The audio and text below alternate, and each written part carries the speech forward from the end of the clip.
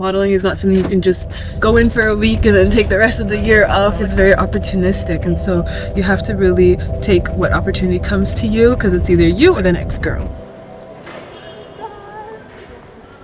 It's Awar. I'm just in between fittings right now and heading to Chanel next.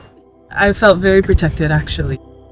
It's very often that a lot of families that aren't from the Western world, they don't fully understand the scope of what the fashion industry is and can really benefit in your life. And so my parents said no for my older sister, and that was maybe, I don't know, like maybe 6 years before I was introduced into modeling. And so I kind of was a little sneaky with my parents. I kind of did it without their full permission. I asked for forgiveness later. Hey! All of that. Sorry, I don't understand. The world that I was living in before was very disconnected from fashion. My parents brought us to Canada, and what they really instilled in me and my siblings' mind is like, you know, you came here for security, for safety, for education. I studied pre-medical sciences. I was working at the same time, and that's when I got scouted as a model. And so I'm really grateful for the fact that it came to me, and I had people who believed in me to become a model before I believed in myself. Don't take rejection personal whatsoever, especially when you know that you're doing the best that you can, because that's enough. For me, that has been a huge challenge in my career, is to balance personal relationships with my work life. And I think it's really important to make time for the things and the people that matter in your life. It's always nice to have friends and a community outside of the fashion industry to really bring you down to earth at times, and to also show you what really matters in life, which isn't always fashion.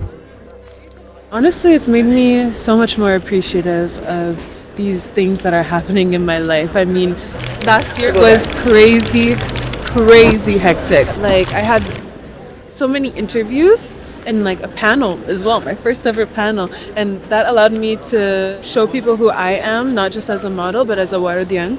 And I think that allowed people to really listen to my voice, and I think that really came into play in 2026, because now I have a lot more freedom in, you know, what I want to do.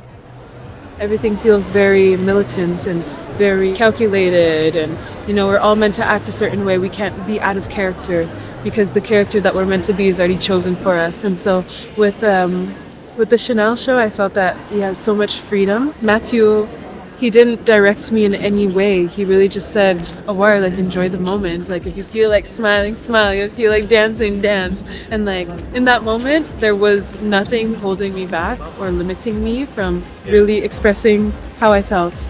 How I felt on the outside, how I felt on the inside. And so it was very easy to just be free and confident and beautiful. One thing for sure that I think definitely needs to be improved on is the accessibility of opportunities to people of color. There's a lot of black girls that I know who are coming straight from South Sudan, straight from any country in Africa, and they're being stereotyped right away. And because their English is not so strong, now they're being talked down upon, you know? And that's when a lot of people have the audacity, one, to really speak poorly about them, even to their face in their own language. And I hear these things. I mean, I can understand a bit of French, okay? And I know what a bad word is. I know what you're saying. And to feel so comfortable to say that to this girl, to her face, and I'm right there. They probably think I'm stupid too, but I know it. I know you. I see you. Okay, and these things do not go unnoticed. Even the girls, they feel it, you know? And so I think there's a huge lack of respect for models coming from the very top to the very bottom. A lot of people are not really taking in how hard they have to work to compensate for the fact that they're black, the fact that they're Asian, the fact that they're brown. Yeah, I would love for a new cycle of things to be going, which it is right now. I think times are changing. We got to keep that cycle moving. Fashion is never stagnant.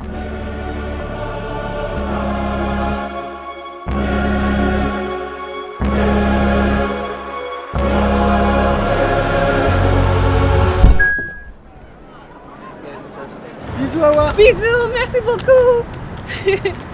Signing off, models.com. Thank you so much for following me around today before we made it to the Chanel show. Take care.